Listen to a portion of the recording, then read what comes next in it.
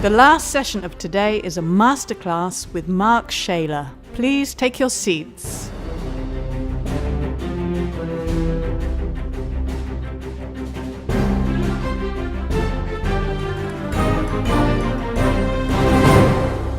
Hello. I want to talk to you today about sustainability, and I can pick up actually where the last speaker left off in many ways, because I said yesterday you can't make a profit on a dead planet. You can't grow a business that makes your customers fat and ill, and you can't grow a business that destroys your supply chain. You just can't. And for years we could, because there were other suppliers and there were other markets you could grow into. So you could sell cigarettes in the West, and people would suddenly realize that you died, and then you could shift it and sell cigarettes in China. Those days have gone, because you've got to go home and sleep at night. You know, you can't go on with this. Now, you know a little. Was everyone here yesterday when I spoke? Yeah, no music. You know, a little bit of music today. And you will all know that I like to start with a sing-song. So I'm looking for a volunteer. I'm looking for somebody else that can. You look like you're the smiliest in the room. You can know, I'm joking, don't worry. So, hello, I'm Mark.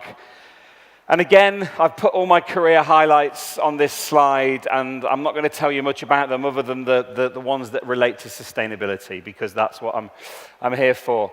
It is worth mentioning the third one down, strike. So, you heard yesterday about how I took the school out on strike in the late 1970s.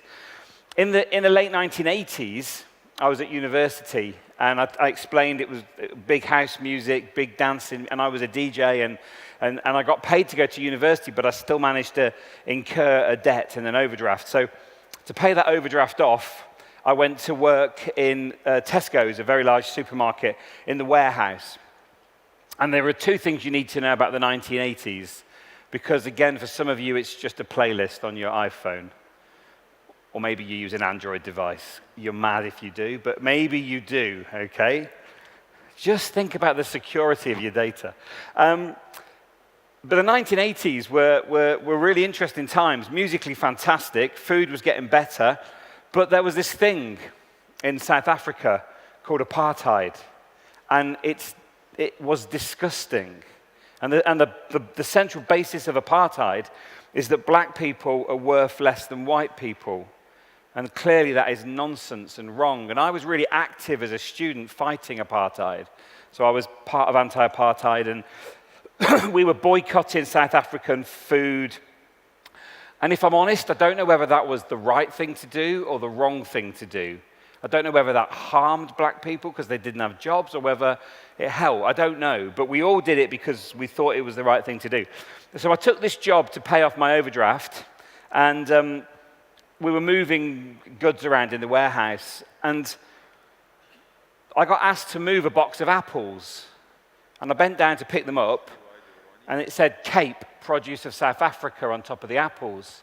And I had one of those moments where you think, what do I do? So I stood up, and I thought about it, and I said to the guy that would ask me to move them, I said, I'm really sorry, I'm not going to move anything from South Africa. There's this thing called apartheid, and if you say it out loud, you'll feel sick. It's wrong, and I'm not doing it. And he said, you're not moving them?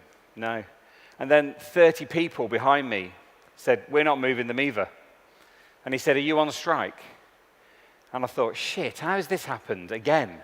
I'm not an aggressive man. And I said, yeah, I am. I'm on strike. And they all said, we're with Mark. Now, they weren't, if I'm honest, they weren't with Mark. They were about 30 meters behind Mark. It wasn't, I am Spartacus. It was, I know Spartacus. It was one of those moments. And to be fair to Tesco, they were fabulous. And they said, don't worry, Mark. We'll find somebody with no morals to move the apples. They had lots to choose from. The rest of you can go and move cereals and dry goods. Mark, you're going to go and work in the meat freezer for 3 days. And that was my punishment. It was like that film, The Great Escape, with Steve McQueen, but without any of the good looks, but frankly, any of the danger either. And I thought, it's fine. I'll get cold for 3 days. Because if you stand for nothing, you'll fall for anything. And you've got to draw a line, you know? You've got to draw a line at some point and say it's just ethically wrong. I then left university, and I spoke briefly about my time with Asda, part of Walmart, where I was head of sustainability. And this was about 99, 2000, 2001. And you have to remember, at that point, supermarkets did not embrace sustainability. We didn't talk about any of these things. And I was the second UK sustainability manager at a supermarket. And they put me in the PR team, which shows you everything you need to know about what they thought sustainability was. It was about managing risk. And at the same time, a really good friend of mine, a guy called John Elkington, was doing a piece of work with I think it was a chemical manufacturer in Florida. And John Elkington went to the MD, to the CEO, with a photograph of the plant from above. And you could see the factory, and then you could see the sea, and in the sea you could see a big circle that was a different color, where the chemicals had leaked out of the factory. And he said, what are you going to do about this? And the guy said, oh, it's okay, we can airbrush that out. And they genuinely just changed the color of the sea. And when John had finished with them, they'd solved the problem. They'd changed the process. So back in the 1980s, sustainability was something that everyone talked about. Nobody really did. And it was really only the fear of being embarrassed in public that made people take note. So at this time, the reason I was nearly sacked from Asda was I tried to introduce local produce in stores. Like a whole section where you walked into the vegetable section and you just had local produce. And of course, that's normal now. But back then, that was revolutionary. I tried to put solar panels on every single store roof. Back then, that was revolutionary. Now, that's completely normal. And I tried to get delivery of goods by canal boat.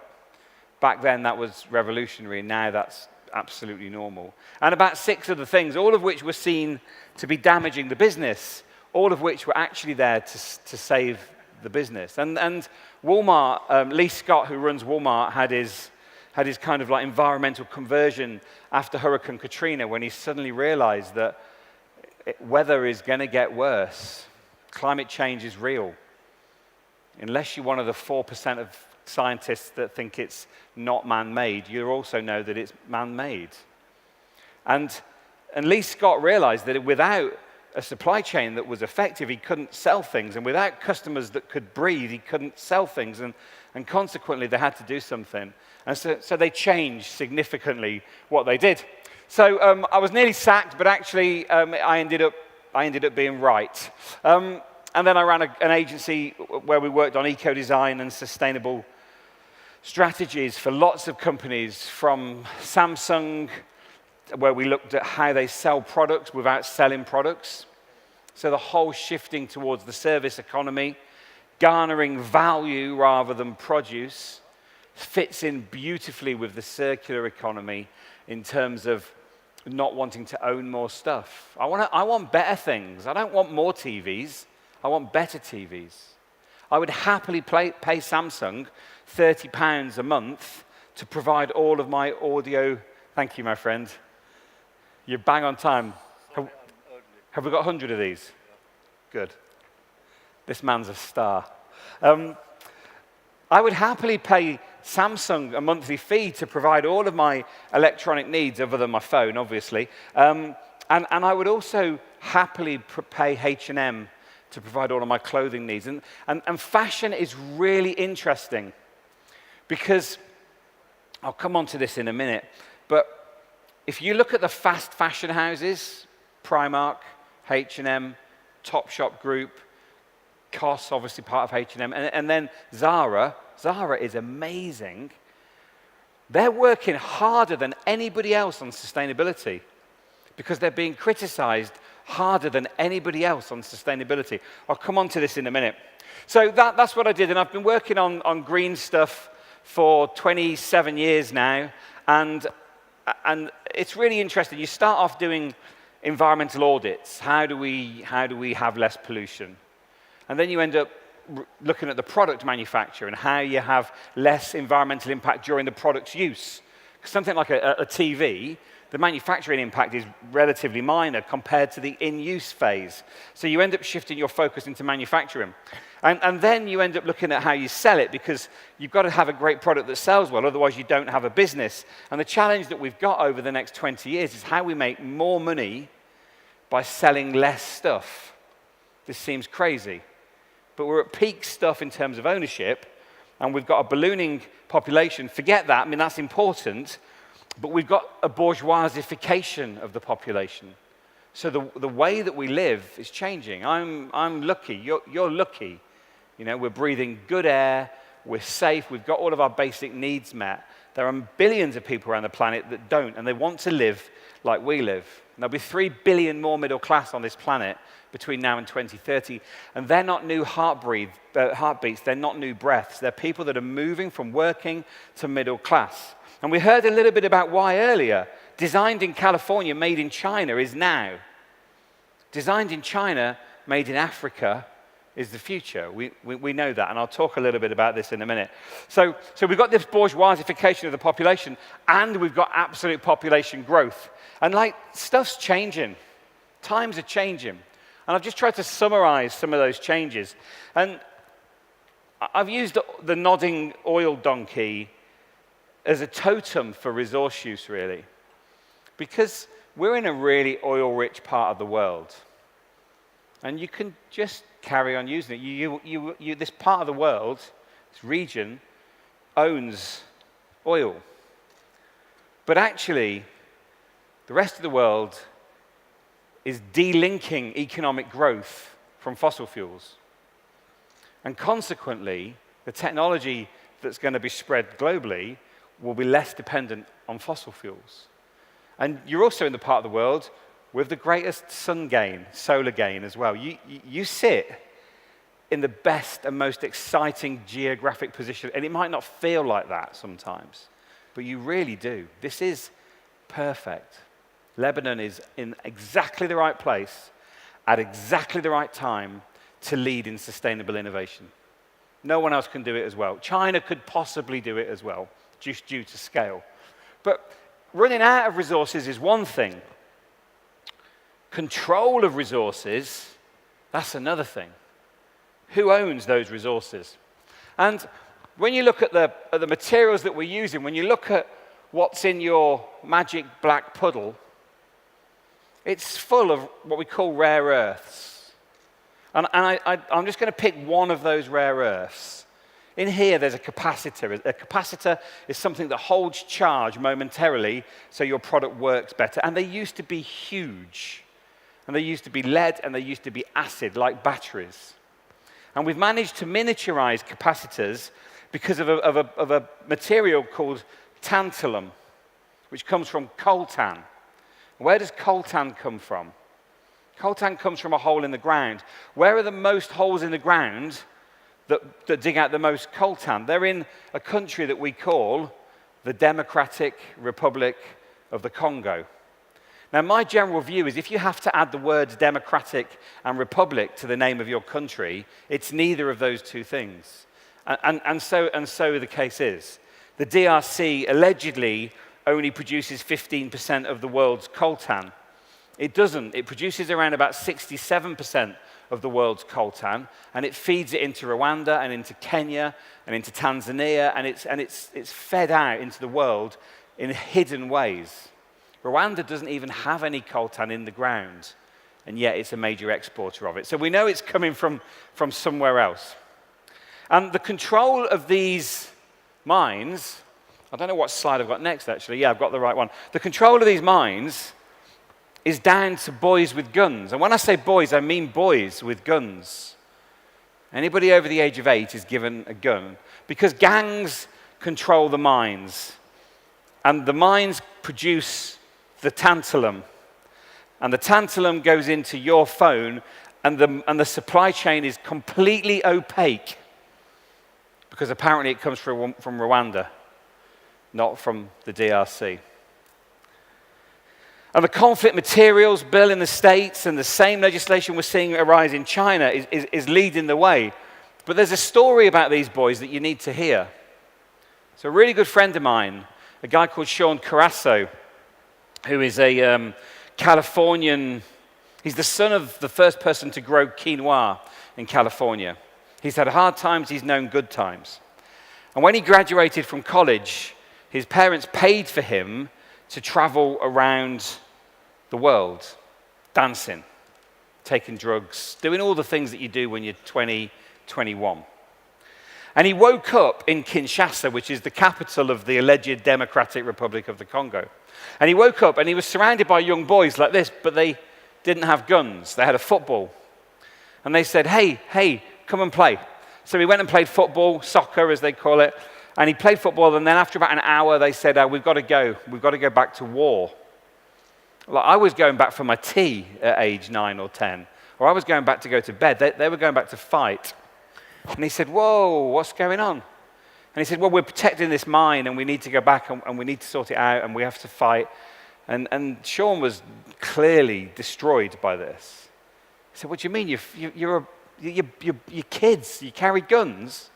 And they said to him, don't feel sorry for us. We carry guns. You should feel sorry for the little kids. The little kids who are under 8, they don't get given a gun because they're too big. They get given a whistle. And their job is just to make as much noise as possible, to go into battle in front of the boys with guns, to blow their whistle, to bang the lids off saucepans, to make as much noise, to put the opposition gang off shooting the boys with guns. And so Sean was massively upset, and he wrote a blog called Falling Whistles about the boys that go in and they blow their whistle and then they get shot and the whistle falls, as do the boys. And he put the blog out there, and he woke up the next morning and he had thousands of responses saying, what can we do? And Sean thought, they're looking at me for an answer. I'm Spartacus. And so he went home. He flew home, back to California. His mum and dad threw a massive party for him. Sean got really drunk, stood on the bar, and started lecturing everybody at the party about the harm that they had in their hands. Every time you upgrade early, you're part of the problem. I upgraded early. We're all part of the problem. They're all working on this, by the way. So Sean didn't get invited to any more parties because he was the bore that talked about the boys with whistles. And he set up a charity called Falling Whistles. And you can go online, you can see Falling Whistles, you can hear Sean's story, you can buy a whistle which gives some money to the boys. Rather than taking guns out, they now take out plows and they take out agricultural equipment, and they're beginning to grow coffee and to grow, frankly, hope. And so I'm not saying don't upgrade. I'm not saying don't own the electronics that you're recording this on. I'm not saying that. I'm saying ask the questions. And Samsung are ahead of the game on this. They're looking at where their supply chain is in place and where it's not. Apple are really close behind. I don't know about any of the Chinese manufacturers because China has its own resources here. But unless you own your mine, you don't know where your coltan's coming from. This is one element in your phone. There are hundreds of elements in our phone. And so this is a reality, and it's really scary. And China are amazing. China own between 70 and 94% of access to all the world's rare earths. This is a new kind of colonialism. I'm not knocking it, it's genius. China's investment in Africa is staggering. The second most common language spoken in Liberia, one of the 2 Chinese dialects. All of the schools and all of the roads built in the Democratic Republic of the Congo, paid for by China in return for the copper mining rights of those countries. This is genius. Because if you haven't got stuff, you can't make things. So China have made sure that they've got stuff. This is genius. And of course, the next stage, as I've already alluded to, and as the previous speaker alluded to, is that you won't ship it to China to make stuff, you will keep it in Africa to make stuff. Why wouldn't you? There's a really lovely set of graphs on the internet that you can look at China's investment in Africa. incredible. It's really clever. And then there's ethics. I like cheap clothes. I'm wearing a pair of Uniqlo jeans at the moment. They're about $40. I also wear a $300 pair of jeans that are made in Wales in the UK. But sometimes I want them with a bit of stretch in them because I'm getting bigger. And so I buy from the cheap manufacturers. Here's the thing, and I mentioned it yesterday, when Rana Plaza collapsed, it wasn't just the cheap manufacturers that were in here. The expensive ones were in here as well. Prada making places like this. Just because you're paying more for your label doesn't mean it's made better. Just because it's got Burberry on it, it doesn't mean it's made better. Burberry shifted all their manufacturing of T-shirts from Wales, where they were paying $19 to make a T-shirt. How much is a Burberry T-shirt? $100? Yeah? They were paying more, said the lady at the front. I would never pay $100, way higher. $19 for a T-shirt that's made and shipped. That was deemed too expensive, so they shipped their manufacture overseas. So they shipped it, I think, to China, where it was made for $15. They saved $4 a T-shirt. Now, I'll pay $4 more to make sure that that factory is managed well. I'll pay $4 more to make sure that that doesn't happen. I'm not saying Burberry were in there. I'll pay more for that. I'm lucky, I'm middle class. I'm lucky, I can do it. But this was evacuated the day before it collapsed. And it was refilled again because they had a deadline to meet. And this is the cost of our cheap clothes is paid by somebody else. And the answer here is less and better. And the answer here is what H&M are doing. So what H&M are doing is they're saying, okay, well, we know this happens, and we know that our products are cheap, and we know that a third of people have got something in their wardrobe that they have never worn. How many of you have got something that you have never worn? Yeah. And so what they're saying is, that's okay. We can't derail our economy, so we're going to make all of our T-shirts and all of our jeans out of polyester, PET. And what we're going to do is, when you finish with your polyester shirt, you will send it back to H&M, and they will remanufacture it into your polyester jeans. Nice jeans, great shoes. They will take those things, and then they'll take your nice shoes and your great jeans, and they'll remanufacture them into your underpants, sir. And then your underpants may become my scarf. He's not listening. And this circular economy is enabled by the material polyester. You can't do that with cotton. So one part of the circular economy is all about man-made materials. And the other part of the circular economy is all about making things last longer. That's my preferred strategy, is sell me a pair of jeans that are guaranteed for life. I'll pay £260 for my guaranteed for life jeans. That's so much money for a pair of jeans. What's that? $330 for a pair of jeans. But they will be repaired until the day I die. And I send them back and they're stitched together. If I don't get 10 years out of them, I'll be livid. I register them, not in my name, which is Mark. I register them as my initial, M Shaler, because my son's called Max, so he can get them repaired till he dies. So I'm already winning, right? I'm already winning. So the cost per year is really small. But I'm middle class. I can afford this. What if I've got no money? Now, in the UK, if you want a pair of jeans and you've got no money, you can't go and buy them on the internet. You can buy a pair of Levi 501s for about $50 on the internet. Good jeans, really well cut, lovely jeans, nice rise on them. But I can't afford them if I've got no money. So I go in to look at what we call a catalog. So I'll go into a book or a website, and I'll choose the jeans I want, and they're not £50 anymore. They're £80 now because they're targeted at people with no money. Just think about that. Because they've got no money, they pay more for the jeans. Why? Because they don't pay cash for them. They tick the little box that says pay over 4 years. What's the interest rate on that? 39.9%.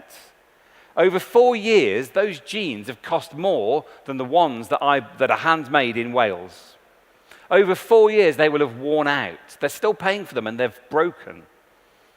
So what we need is a better business model for the handmade jeans, because I'll happily pay £80 a year to have my jeanage provided by them. I would happily do that. So the big challenge we've got in the circular economy is not materials, it's not technology, it's business models. How we make more money by selling less stuff. And we're also de-skilling. We're de-skilling. We're 5 years away from losing key manufacturing skills into retirement in America and in the UK forever. And then we shift that manufacture to Morocco and make amazing clothes in Morocco. Turkey, make phenomenal denim in Turkey. But at some point that will shift somewhere else, and those skills will die. And then what do we do for jobs? We know AI is coming. We've been hearing about it all day yesterday and this morning. And I think the estimate we heard this morning was low. It's going to disrupt around about 70% of jobs. That's really scary. But the handmade jeans made in Wales will always be made by people. So how do we protect skills? And that's a massive issue, huge issue. And then climate change. This is a still from a film called Carbon Nation, which looks at climate change. And I'm not going to lecture you on climate change. The stats are there. They speak for themselves. It's happening. There's loads of fake news out there that tells you it isn't. It's not true. Talk to scientists. Talk to experts. It's happening. But even if it isn't happening, even if we use less energy, we use it better, and we become much leaner, that's going to help our economy, not make it worse. Embracing climate change as an opportunity, and that's the theme of my sessions today, is these things are opportunities, will only make the world better. And then one of the big things we're worried about is what chemicals do to our body. This used to be an advert from the 1950s for DDT, which is a pesticide. DDT is good for me. No, DDT will kill you. It's a nerve agent. It's dreadful. And we banned it now. But at one point, we were selling it as something that everyone loved. Even the chickens loved the DDT. Even the dog thought it was a good idea. And there's an estimate by an agency called Beyond Green that says that 60% of the chemicals that go in touch with our skin get absorbed by us. Kind of makes sense. You don't want to smoke, you don't want to vape, you put a nicotine patch here. Nicotine patch here is absorbed by you. 60%. That's huge. So my nan, my grandmother, who died last year, she was 93. I worked out, this is my nan, I worked out she was 20% oil of Olay and around about 15% vodka. Because she just absorbed that much. And no matter which way you look at it, no matter which way you look at the indicators on sustainability, it's a challenge. Acidification of the ocean. This is really, really interesting. So climate change in terms of global air temperatures has leveled slightly because the temperature gain of the oceans has gone up. We've stored the heat in the ocean. That's caused massive problems with acidification. Marine fish capture, shrimp agriculture, forest loss. All of these things are connected. The earth breathes. And if we put more pollution out here, it has to be dealt with by natural resources elsewhere. And if those natural resources are depleting, then the balance is gone. So I'm not going to lecture you or bore you on this. This is super important, and there's loads of stats out there to back this up. Now, I think the way we design our businesses is the key. The way we design our products, the way we design our business models, the way we design increasingly our service models is absolutely key. If we get the design right, design is the single biggest environmental tool that there is, and we forget about it. We kind of add it on at the end.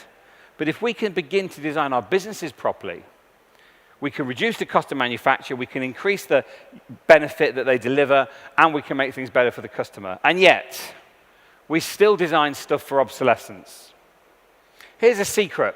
At the end of the Second World War, America produced a strategy.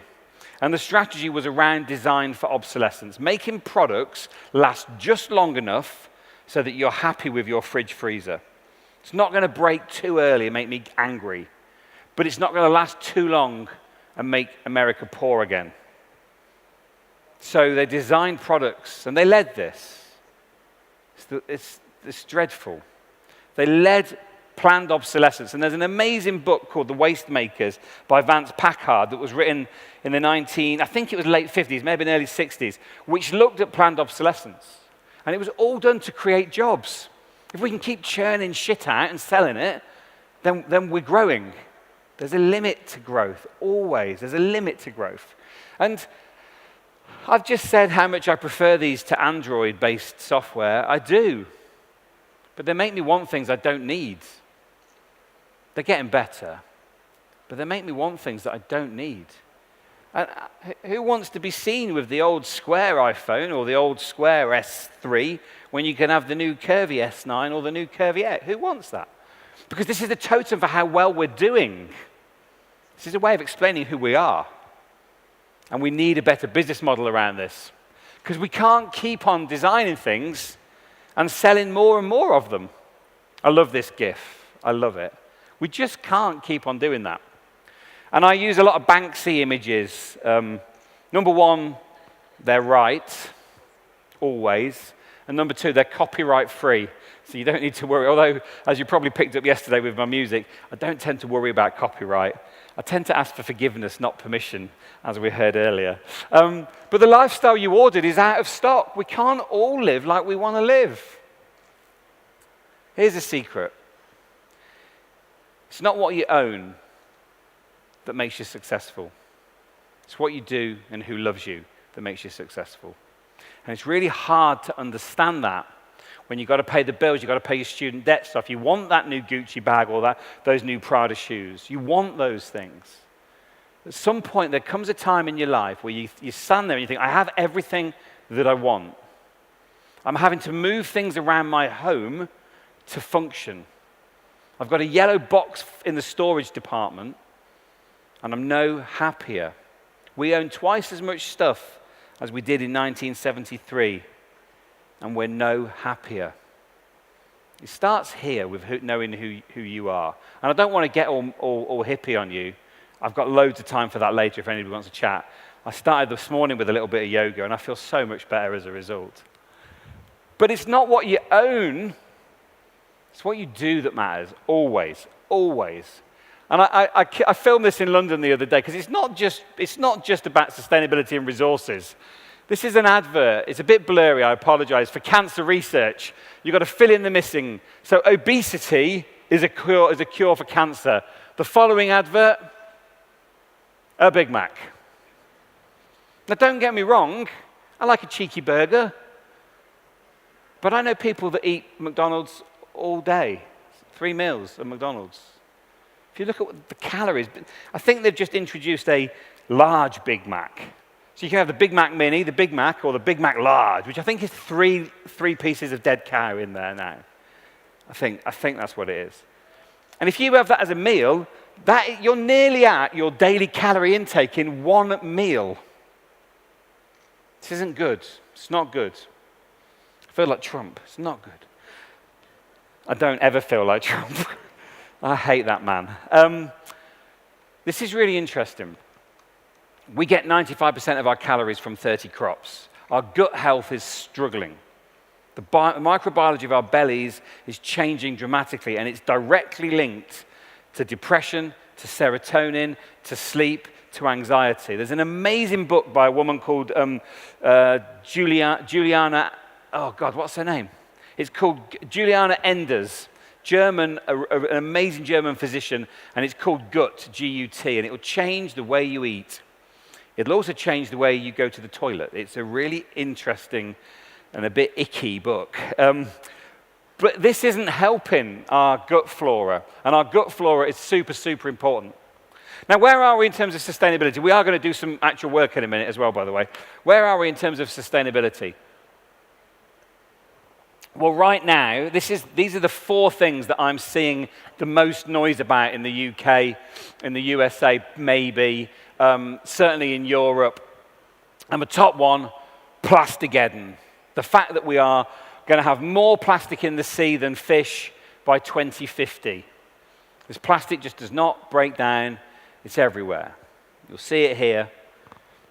Now, this is fascinating because 90% of ocean plastic comes from 10 rivers.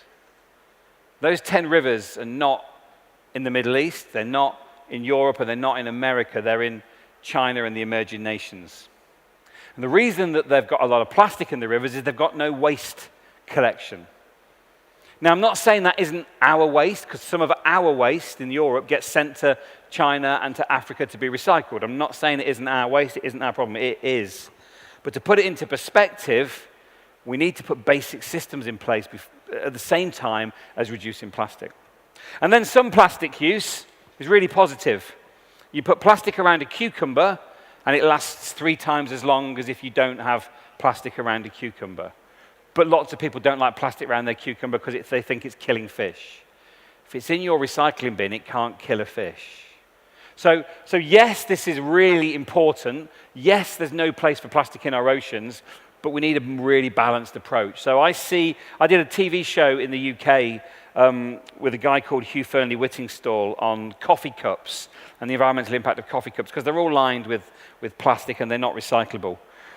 It was a really powerful show, and it started a movement, down to him, not to me. And we sat there after filming, and I said, you know what the real issue is, don't you? He said, no. I said, well, the environmental impact of the coffee cup is about 30 grams of carbon. If you put it as a carbon footprint, it's 30 grams. The environmental impact of the latte that goes into the coffee cup is 300 grams of carbon. It's 10 times more impact because of the dairy. The animal agriculture industry is the single largest contributor to climate change emissions in the world. It's huge. And we ignore that because we like eating our yogurt and we like eating our meat, particularly in the Lebanon, I've noticed. Some of the best meat I've ever eaten, but it's definitely the most meat that I've ever eaten. And the environmental impact of the animal agriculture industry is huge. But we're ignoring it because the coffee cup is in everyone's hands and it doesn't challenge your lifestyle. Some really tricky things to play with here. And then I talked a bit about the circular economy already, the whole idea that in the past we used to take things from the ground, make them into product, sell the product, throw them away back into the ground. And we kind of got a bit better because we'd throw the product away and some of it would be recycled. But we're not interested in the value of that. We're interested in the weight of that. All the recycling targets are weight-based. Japan, really smart. Japan aren't interested in how much that weighs. They're interested in how they get the raw materials that are valuable out. Much more sensible recycling laws than we have anywhere else in the world. And so the circular economy is a really big step forward in terms of embedding sustainability into normal business, because business has to go on. We can't kill our world by not making any money. We've got to make the same amount of money or more money as we do now by selling less stuff. And then sustainability is increasingly built in. I talked earlier about my time at Asda and how building a store and putting solar panels on the top nearly got me sacked. That's just normal now. They don't put a roof on it. They use solar panels instead of the roof. They won't build a car park with tarmac. They'll build it with sustainable drainage tarmac so all the water flows through the car park.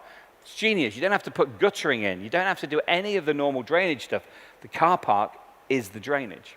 So we're just building it in. And then this is really powerful as well, where stuff comes from. And we heard this yesterday from Mark when he was talking about the answer to retail, or one of the answers to retail was about knowing where your stuff comes from. And I agree with him.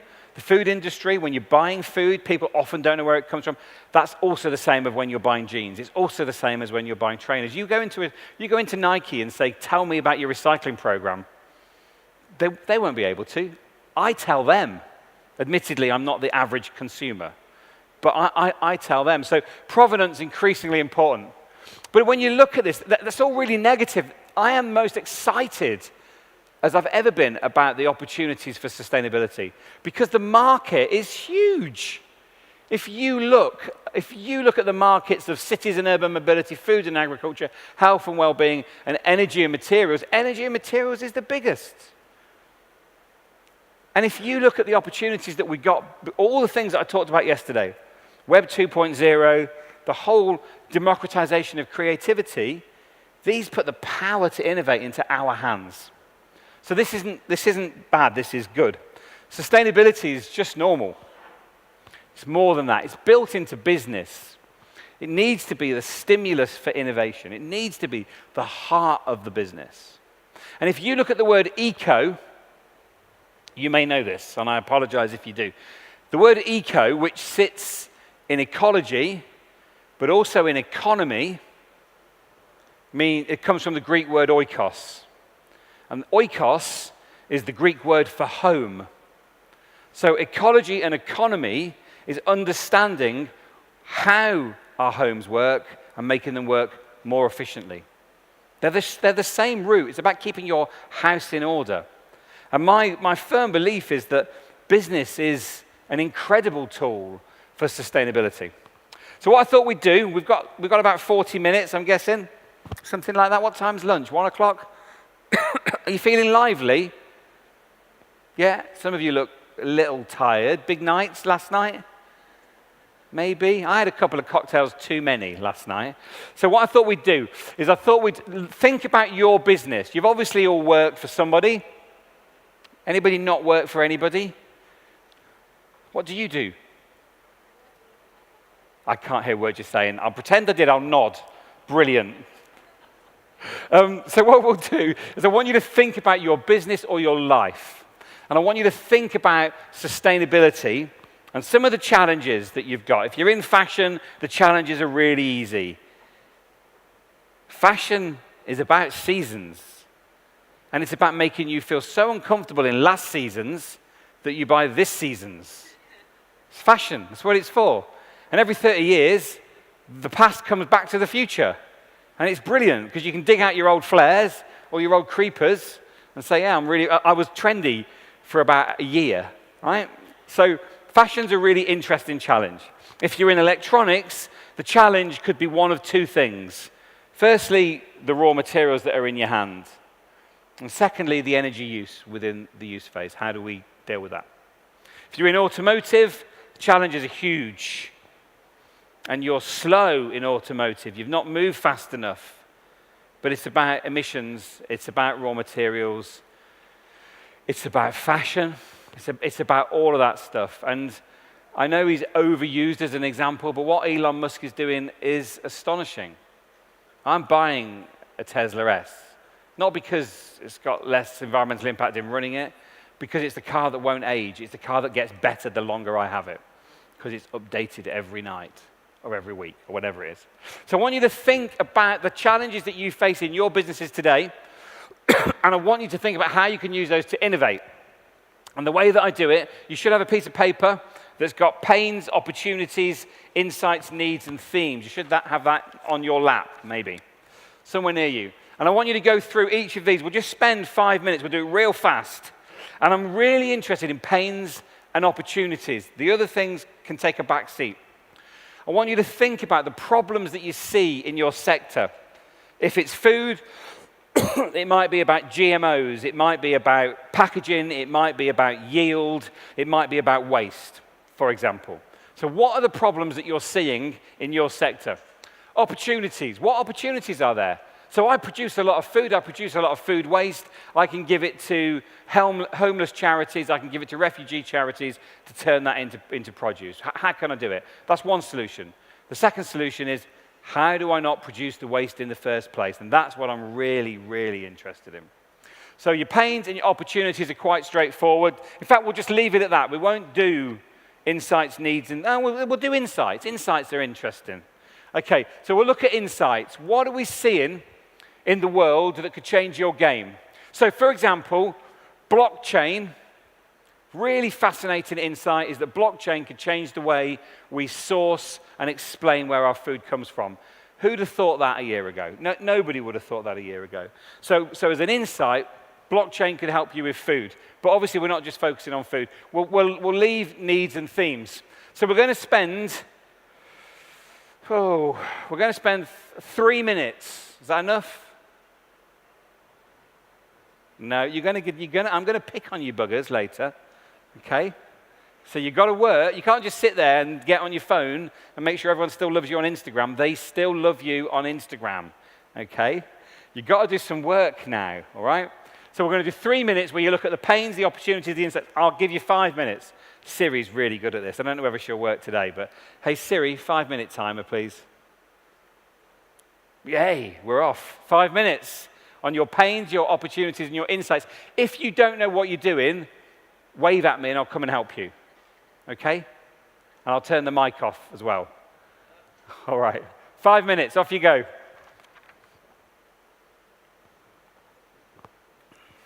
And these could be really broad. So your pains could be as broad as plastic in the ocean. They could be as broad as that. They could be as narrow as when toothbrushes are recycled, they're not recycled. I need a recyclable toothbrush. Oh, I'll use bamboo. Have you ever used a bamboo toothbrush? Well, it's disgusting. It takes all the liquid out of your mouth and puts it in the toothbrush. And then when you recycle it, you've got to get the nylon bristles out of the end of a bamboo, so you've got a mixed material product here. It's worse than having a plastic toothbrush. So it might be that you look at. I'll shut up. You'll find your pains and your opportunities easier than your insights. That's okay. Done. Everyone done? Happy? Are you happy? Do you want to be happy? Always. Thing is, people sometimes don't want to be happy. One of my ex-business partners, I'll just stop this now. One of my ex-business partners was really happy being unhappy. Like his role was the miserable one. And you'd say, how are you, Lee? And he'd go, oh, not great. I didn't have sex last night and I've not invested my money properly. And that was his role. He was really happy in that role. It's really hard to work with, actually. Sometimes you realize that you've got to save yourself because you can't carry on. So you need to be happy. If you're not happy, change something. Okay, so was that hard? Your sustainability challenges, are they keeping you awake at night? No, you don't care. You just want me to finish. Are they keeping you awake at night? Have you got sustainable problems that you're like, I just don't know what to do about it? I'm guessing you have, right? But I'm guessing the context is different. So what I want you to do now, in pairs, not in threes. I'm looking at those that huddle naturally into threes. You're there somewhere. In pairs, I want you to look at the opportunities and the pains and come up with 3 amazing, brilliant, fantastic ideas to solve your problems, shared problems. But I'm a big fan of not relying on great ideas. I'm a big fan of shit ideas as well. Because the shit ideas, they're the ones that you kind of daren't let out. They're the ones that you know are great, but you're ever so slightly embarrassed of them. Mint dog food, for example. It's a genius idea. How many of you have got dogs with bad breath? Put some mint in their dog food, no bad breath. Everyone wins. No one's done it yet. It's a free idea. I'm giving it to you. You can do that. You're the home of mint. You can have that idea. So I want you now to spend 3 minutes, 4 minutes, 5 minutes trying to come up in a pair with 3 amazing ideas and 3, oh God, that'll never work. But oh God, that'll never work. I came up with an oh God, that'll never work idea in 1996 where I was using a computer to save files. And I thought, if I get a really big hard drive, I could save video files to it straight off the telly. But I didn't have the technology or the wherewithal to do it. It's a great idea. It's a stupid idea. So I want you to think about really stupid ideas as well. So we'll do, what should we do? 5 minutes, 3 minutes? Are you feeling vibrant? Are you in a good place for ideas? You know the best place to get into for ideas, don't you? I'll give you another lesson today. So when you're trying to come up with ideas, you want to move out of beta brainwaves, which is what we're in when we're alive now. We all working in beta brainwaves. And you want to move into what we call theta brainwaves. Now, the bit between beta and theta is alpha. And when you meditate, how many of you meditate? Do a bit of yoga, a bit of meditation? Yes, single biggest change to your life, do it. If you meditate, you move into alpha brainwaves. But what you really want is theta, and the theta brainwaves are the brainwaves that your brain enters just before you go to sleep. That's theta. And when Thomas Edison, the guy that invented the light bulb, used to have a problem, he had a process, he had a little meditation process, and it's worth listening to. So he would sit on a chair. I don't have a chair, so I'm going to have to pretend. He'd sit on a chair like this, and he'd meditate. And he'd have a little book here and a pen, and he'd put between his feet a metal cup. And between his knees, he'd put a dollar coin. And he'd sit there and he'd meditate. And he'd move from beta into alpha, and then eventually he'd move into theta. And when he hit theta brainwaves, his knees would open, the penny would drop, and it would hit the bottom of the cup, and it would wake him up, and he'd write down the answer to the problem that he'd been meditating on, if he was lucky. And that's where the phrase, the English phrase, the penny dropped, comes from. It's from that meditation. So, if you've got no ideas, begin to meditate now. Now, we'll do 5 minutes, 3 great ideas, 3 shit ideas in pairs. You're a 5. They're a 2. Yeah, but they're on Instagram telling everyone how great they are. And you are great. I'm joking. So if you want to do it into 3, that's fine too. Okay, we'll do 5 minutes. So I want you to be able to go home tonight and sleep well, knowing you come out with your best work today. Sustainability is massive. Right, so sustainability is economic sustainability, and it's also, yeah. So I'm happy with that. Good? Happy? You happy? Are you sure? And try and think differently. So I've just had a conversation with a group over here that are service industry. That's solving problems. There's a huge opportunity for them, which they'll talk about in great depth later. Okay, so that's your 5 minutes up. Did you come out? Who came out with more great ideas than shit ideas? Just one. Who came out with more shit ideas than great ideas? No one. Who came out, this is going to be all of you. Thank you. Who came out with even number of ideas? Who had no idea at all? Okay, I'll come and work with you in a minute. So what I want you to do now, I want you to join another group. So, you're a group, you two. How many ideas did you have? Many.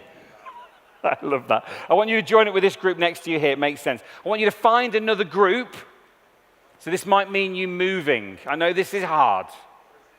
I know it's a hot country, but you might have to stand up and move for this bit. So find a group that you don't know very well. And I want you to share your ideas, share your problems, share your ideas, and then, that's really wobbly, and then I want you to build those ideas together. Okay, this is called co-design, collaboration, yeah? Happy? Brilliant. So, again, your great ideas, your shit ideas, talk to the other group, tell them what they are, and then build them together, and we'll do that for 5 more minutes, yeah? Happy? Do you want to be happy? Go. Do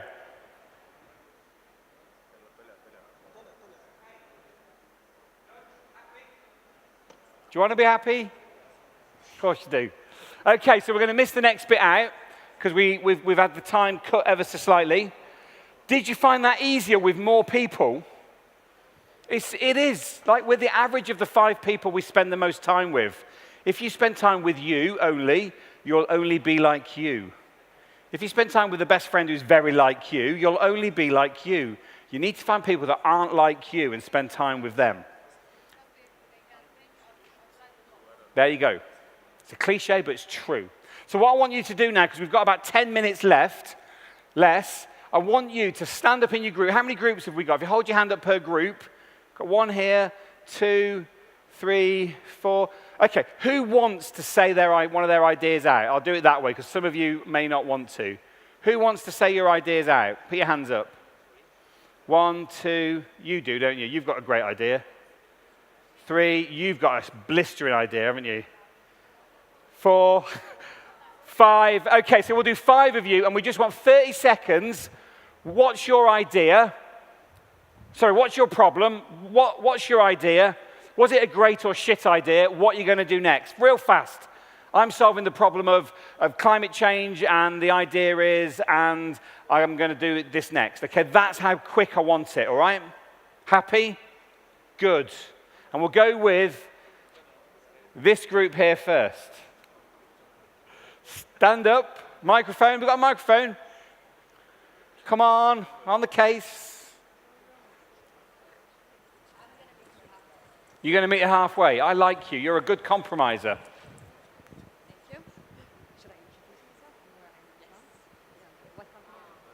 Awesome. So what problem are you solving? So first of all, I'm going to start by introducing myself. I'm Diana Saba, and hello.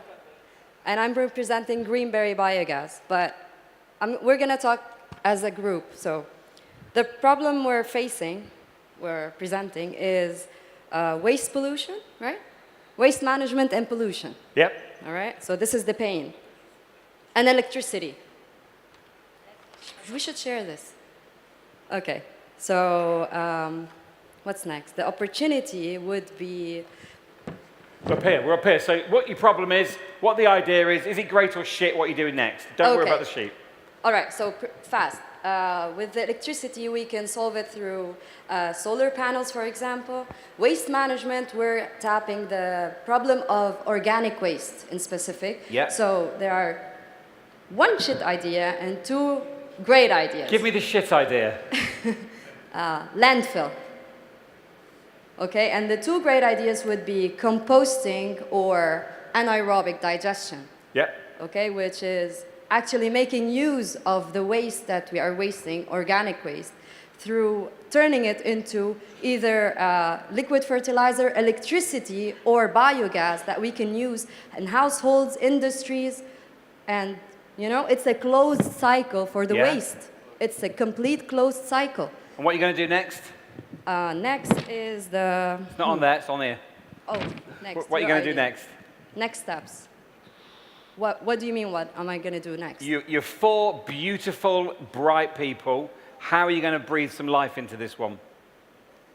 Through advertising, right? We've spoken about advertising, and our advertisement would go through this. Yeah. So imagine a clean house, completely clean, spotless. It's shining, it's squeaky clean. That's the term I love it. My journalist colleague used. So a squeaky clean house, and then the camera turns into telling why this house is squeaky clean, and then you see everything is recycled completely, like plastic in place, glass in place, everything in place. And then all of a sudden, the shit idea comes up, where the collectors of the garbage, say for example, they take them and then they throw them all above each other in one place. Just like, that's a waste of waste. I love it. Right? I love it. You're brilliant. Thank you. But your shit idea has got a bit of genius in it as well. How? Because China has currently closed the door for accepting recycled materials because they don't like the quality of and the grade of materials. Who said I want to export my... I'm not saying you are, but hold this thought. That means that the value of recycler has fallen. So your plastic is worth much, much less at the moment than it used to be. So you can store it underground. So you could landfill it as a bank for later. And we're seeing that happen in the UK now. We're beginning to see plastic being taken and landfilled altogether, all this type of plastic altogether, and we're going to leave it there until the price rises, and then we can dig it back out. So it's not right for you, maybe, but there's a bit of genius in there. You're amazing. Thank you. Thank you so much. Who else wants to go? Who's up for this? We'll go with this group here, then we'll go with this group at the front. Okay, you first. Oh, we need the mic. Sorry. Okay, hi. Hi. I'm Martha.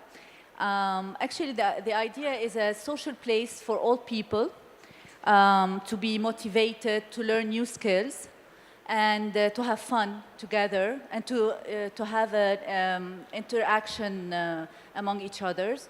And this is the idea. The problem is that the government doesn't cover that issue. And the shitty idea, or shit idea, is that focusing on profit more than focusing on the vision, which is serving people, the old people, equally. Yep. So this should be a shit idea. Brilliant. Okay, I love it. I love both your ideas, actually, in an interesting way. The whole thing about older people learning new skills, Yes. ace, but they've got skills there that they need to get out of their head before they die. And there's an amazing project called The Amazings, which does this exactly. Old people curate their skills online, and they teach young people how to, like at the moment, knitting in the UK is massive with young, mainly young women, and they're learning from their grandmas before their grandmas die. It's a difficult conversation to have, but they're doing it. So a repository for skills given as well as skills acquired, absolutely fantastic. Now, there's nothing wrong with profit, as long as it's profit that does good as well, okay? The reason that we measure companies' success on profit is because that's all that we used to be able to do. That's all we could do when we created the limited company and the laws around company creation. We can measure it in other ways now. So if we shift profit from financial profit to social and environmental profit as well, suddenly we're beginning to do something. Great group, great ideas, thank you. You just pass it forward to these gorgeous people in front of you. They're going to go next. Okay. We have here Lara and Maya, who owns a company well-known called Orkin in pesticide and cleaning. Yep. And I will pass the microphone to them so that they explain the problem. It's mainly competition because they are environmental protection. They are very sensitive to that point, but their competition is not. So in that way, that makes them less competitive. And the initial willingness is that the government be more sensitive by, like in Europe, like in UK, imposing taxes on, you correct me if I'm saying things wrong, imposing taxes on such companies. So I'll pass the microphone to them, and then we'll discuss about the shit ideas and good ideas. Brilliant, thank you. Thank you, Antoine. You're next. As Antoine said, we own like C+. It's a professional cleaning company, and Orkin, it's a pest control company. So the pains are competition. Our competitors are using products that are not eco-friendly. Yeah. They are a bit harmful because they want to compete in price. So they are toxic. The opportunities are, the shitty ideas is like working with the government to help us, you know, as, for example, if you want to own a Tesla outside Lebanon, usually the government, you don't pay the taxes and the registration fee. So they are supporting in a way or another people who are into that are helping the environment, etc. So here we don't have this. For example, if the company they want to buy from us or they want us to use green products, they pay more because they are a bit more expensive, and the government is not helping with this. So there's a need to nudge. So nudge theory is that you make it easier for people like you who are doing the right thing and harder for people that are doing the wrong thing. And one thing government could do is to say for all of its buildings, it will only use environmental products. Not only that, they will support people who are using the green products by not paying taxes or supporting them in a way or another. This is a shitty idea because... It's a great idea. It's a brilliant idea. And Lebanon will catch up on this. It's not that you're behind, it's just that we it's have to work new, with the fresh. government, I think, and the political... Is there anyone from the government left? There were loads here yesterday. Parties, yes. And one of another idea is working on awareness, going to schools, explaining to the young generation the harm of those toxic products and how they can be engaged in this environmental problem that everyone is facing around the world. What I do with this is I make it wider. It's not just about environmental impact of those products. It's about indoor air pollution. Yes. It's about the fact that we're breathing this stuff in, and it's really bad for us. Just like your grandma. Just like my nan. Bless her. Love it. Thank you. And we're going to go with one more, because I think we're going to run out of time. We're going over here. Sorry, guys. If they're fast, we'll do two, okay? Over here. Oh, can we have the microphone? Thank you. My name is Zaina Nasri. I'm 55. Currently, I'm unemployed. I have this idea since I went to India. I love beach covers, things you wear on top of your. I would wear on top. I don't know you. Like I'm always covered up.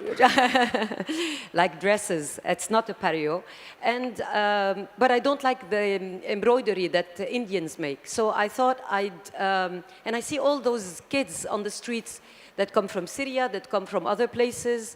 They're begging, they don't go to school, and the mom is always hiding on the side. So I thought I could bring in fabrics, have them stitched myself somewhere or in India, and then bring them in. Gather the ladies under an NGO, a local NGO, and create a kindergarten by the side that would go up to age 12, and help these kids learn how to read and write, because they are a ticking bomb for their country, for our country. And if they end up analphabets, and I met one who is 18, they really have no hope for the future. Yeah. They're condemned to a terrible life.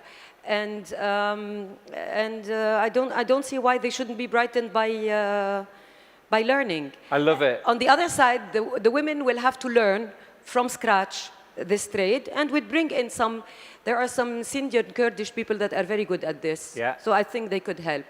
So I need to apply to an NGO, this is the idea. International programs, two NGOs, one for kids, one for adults, ladies, and I'll take it from there. I love Next step, I'm going the gentleman here said he knows a consultant who helps with getting those programs, so It sounds like you're going to talk. That was amazing, and you're right. Education is definitely the way forward there. I'm going to really quickly do you guys, because I feel really guilty. Real fast. No, you were keen. It better be a very good one. Sorry, what was that? Nothing. I was deaf. Now, look, I'm in the banking sector, and it's a little more challenging. However, something a little closer to home, and it touches on some of the things, bits and pieces of what everybody said.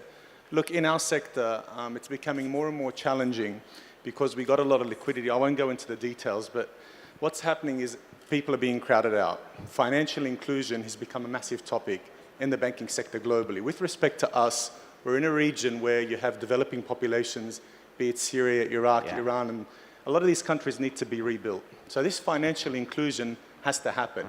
What's happening with banks is that they're going out, people with money are opening banks, it's for the aristocrats. We need to go to the peripheries. We need to educate the peripheries. We need to educate the kids at a very basic level, on a practical level. Not go and tell them what products is. Just go and tell them very basic things, because if we tell them, if we go through the universities, and particularly the schools from a very young age, it's key, because today, with technology, the generation gap has become like 25 years, we used to say generation gap. Today, 10 years is a big difference because of technology. 1 year is a big difference. My son can use the iPhone much better than I can in certain places of the phone, right? He can go into apps and use them much better than I can. I mean, whether it's games or so on and so forth. So what happens is that you're beginning with these peripheries, children that can understand and adapt to change very quickly. And a lot of these people lived in places where, they lived in a certain environment with a certain status quo for a very long period of time.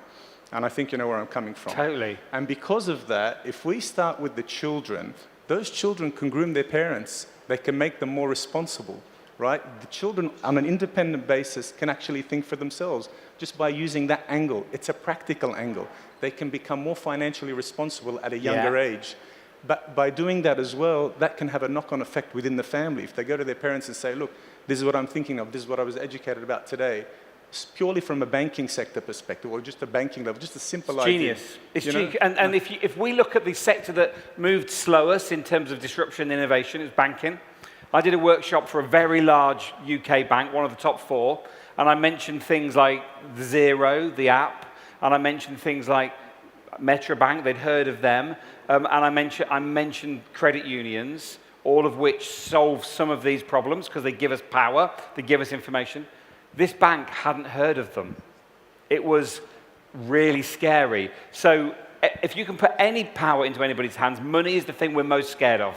Even those of us that have got some, it's the thing we're most scared of. So I love what you're doing, and this is not a problem just in Lebanon, by the way. You know what it does? There's a lot of mistrust. So if you go to a place like Iraq, just a quick idea, if you go to a place like Iraq, most of the people will not go put their money in banks. But if they're because of the fear of losing their money, they don't know, they don't understand the products. But if you groom people at a certain level, even if it's 1 or 2% of the population, you know, you're really going a long way to creating financial inclusion and reducing poverty, just by making people more promising, creating hope. You need to talk here, because financial and education, that is the key thing. We're going to stop there. Amazing. Sorry if you had to get something out and didn't. Grab me at lunch, or is there a lunch next? I think there is. What I want to say, just to finish off, is sustainability. For years, we've seen it as a brake on creativity and a brake on enterprise. It isn't. It's an opportunity. It's the biggest opportunity. You can't make money on a dead planet. You can't grow your business by killing your customers. It just doesn't happen. And I'll go back to the little moment I had at Tesco's, where I thought, if I stand for nothing, I'll fall for anything. And I'm not lifting those apples. That's what you've got to do. You've got to make money well. Thank you so very, very much.